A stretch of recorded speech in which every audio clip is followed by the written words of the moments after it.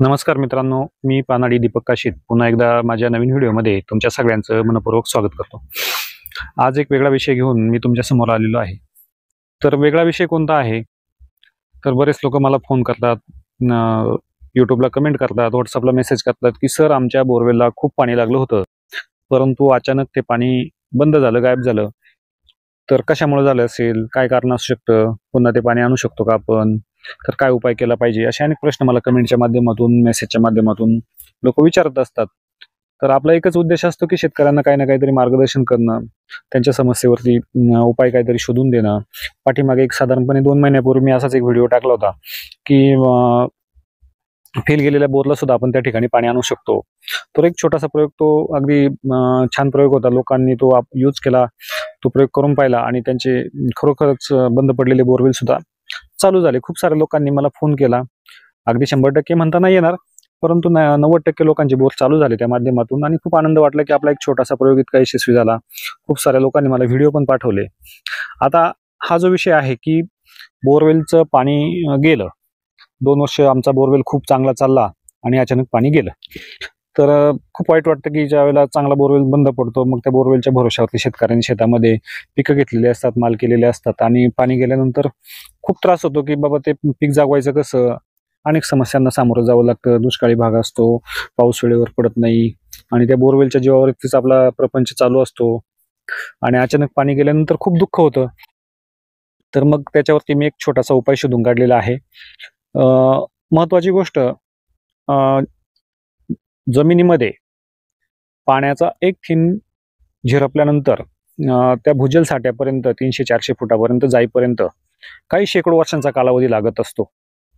एक गोष्ट लक्षात घ्या, आपल्या बोरवेलला जे पाणी लागतं ते पाणी जमिनीमध्ये शेकडो वर्षापूर्वी मुरलेलं असतं आणि त्या भूजल साठ्यांच्या माध्यमातून आपल्या बोरवेलला पाणी लागत असतं। त्या भूजल साठ्याचे जे झरे असतात, त्या झऱ्यांवरती आपण बोरवेल केलेला असतो आणि त्याच्यातनं ते पाणी आपल्याला मिळत असतं। तर महत्वाची गोष्ट मी तुम्हाला ह्या व्हिडिओच्या माध्यमातून सांगतोय की शेकडो वर्षांपासून ते भूजल साठे जमिनीमध्ये असतात आणि ते पाणी त्याच्यामध्ये साठलेलं असतं आणि त्याच प्रवाहावरती आपण बोरवेल करतो आणि ते बोरवेलच्या माध्यमातून आपल्याला ते पाणी त्या ठिकाणी मिळत असतं। मग आता बोरवेल बंद का पडतो? तर स्वाभाविकपणे ज्यावेळेला ते भूजल साठ्यातलं पाणी संपतं, त्यानंतर आपला स्वाभाविकपणे बोरवेल बंद पडतो। मग आता भूजल साठ्यातलं पाणी संपल्यानंतर शेतकरी लगेच काय करतो? पानडी बोलवतो, दुसरा पॉईंट शोधतो आणि त्या ठिकाणी बोरवेल करतो। तर हे चक्र असंच दिवसेंदिवस चालू आहे। परंतु त्या संपलेल्या भूजल साठ्यांच्या बाबतीत कोणी काय विचार केलाय का की बाबा ते भूजल साठे कसे पुनर्जीवित केले पाहिजेत? मग आता पाणी कसं जिरवायचं? आता आपण सातारा जिल्ह्यामध्ये जलधारासारखे प्रकल्प राबवताना पाहतो। खूप स्तुत्य उपक्रम आहे की त्याच्या माध्यमातून आपण जमिनीची पाणी पातळी वाढवू शकतो। तर त्यांनी असं सांगितलं की शेताच्या उताराला तुम्हाला एक साधारण 10 बाय 10चा खड्डा घ्यायचा आहे, त्याच्यामध्ये लहान मोठ्या अशा दगडी भरायच्यात आणि त्याच्या माध्यमातून ते पाणी आपल्याला जमिनीमध्ये जिरवायचे। त्याच्याने अगदी खूप मोठ्या प्रमाणावरती विहिरींची पाणी पातळी वाढलेली आपण पाहिलेली आहे। परंतु हे 300-400 फुटावरचे जे भूजल साठे आहेत, हितपर्यंत ते पाणी पोहोचायला अगदी शेकडो वर्षांचा कालावधी जाणार आहे। मग हे भूजल साठे कसे काय पुनर्जीवित करायचे? हा पण मोठा प्रश्न आहे। तर मग सहज माझ्या डोक्यामध्ये कल्पना आली की बाबा हा प्रयोग जर केला आपण, तर आपलं ते भूजल साठे पुनर्जीवित होऊ शकतात। तर मग तो प्रयोग ह्या व्हिडिओच्या माध्यमातून मी तुम्हाला सांगणार आहे। अगदी बारकाईने व्हिडिओ पहा। सर्वात महत्त्वाची गोष्ट मी सविस्तर सांगायला सुरुवात करतो की ज्यावेळेला आपल्याला 300 फुटावरती बोरवेलला पाणी लागलेलं आहे, तर ह्याचा अर्थ असा आहे की 300 फुटावरती आपल्याला बोरवेलला एक झरा मिळालेला आहे। मग तो झरा जो आहे तो त्या भूजल साठ्यापासून वाहणारा झरा आहे। झरा असल्याशिवाय आपल्याला पाणी लागणार नाही।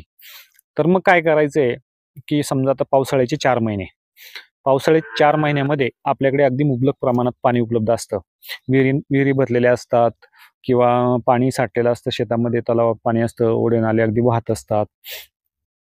तर मग काय करायचं की ते 4 महिने साधारण 1 इंचाचा पाईप भरून चालेल एवढं पाणी आपल्याला त्या बंद झालेल्या बोरवेलमध्ये किंवा ज्याला चांगलं 2-3 इंच पाणी चालत होतं, अशा बोरवेलमध्ये आपल्याला पावसाळ्याच्या दिवसामध्ये त्या 4 महिन्यामध्ये कंटिन्यू कसं सोडता येईल, ह्या बाबतीत आपल्याला विचार करायचा। मग ते पाणी 1 इंचाचं पाणी आपल्याला त्या बोरवेलमध्ये सोडायचं आहे। त्याच्याने काय होणार आहे की ते पाणी अगदी तुम्हाला 300 फुटावरती जो झरा लागलाय, 250 फुटावरती जो झरा लागलाय, खोलीवरचा झरा, ते पाणी वरून जे सोडलेलं पाणी आहे त्या झऱ्यापर्यंत त्याच्या माध्यमातून, त्या बोरवेलच्या माध्यमातून, त्या होलच्या माध्यमातून तिथपर्यंत पोहोचणार आहे. आणि मग ते पाणी त्या झऱ्यामधून ते जे भूजल साठे आहेत त्याच्यापर्यंत जाणार आहे. अगदी तुम्ही असं जमिनीत पाणी जिरवलं तर ते खूप वर्षानंतर मग तिथे खाली पोहोचणार आहे.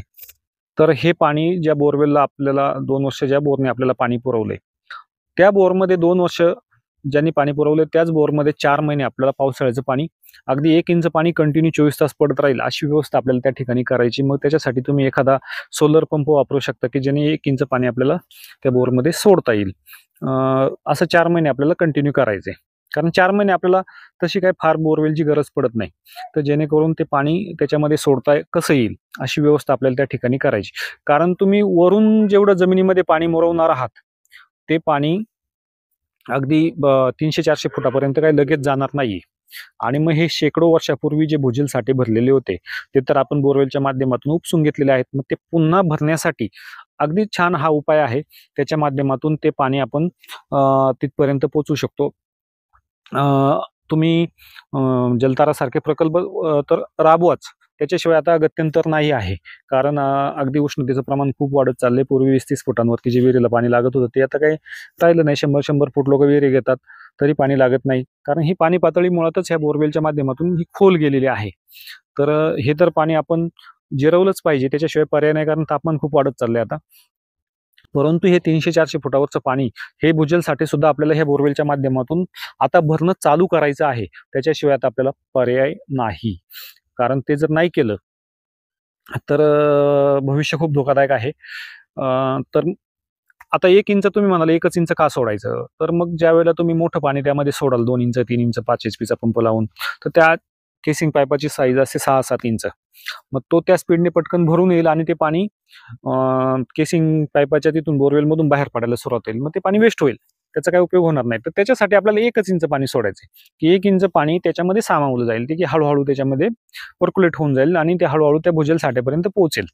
तर तेवढी आपल्याला काळजी घ्यायची मित्रांनो. कमी प्रमाणात पाणी सोडायचंय, परंतु ते कंटिन्यू चालेल अशा प्रमाणे सोडायचंय. आणि 4 महिने मुबलक प्रमाणात पाणी उपलब्ध असतं. त्याच्यामुळं 4 महिने सोडायला काही आपल्याला हरकत नाही. आणि नंतर मग तो भूजल साठा हळूहळू पुनर्जीवित होईल आणि तो आपण वापरू शकतो पुन्हा वर्षभर.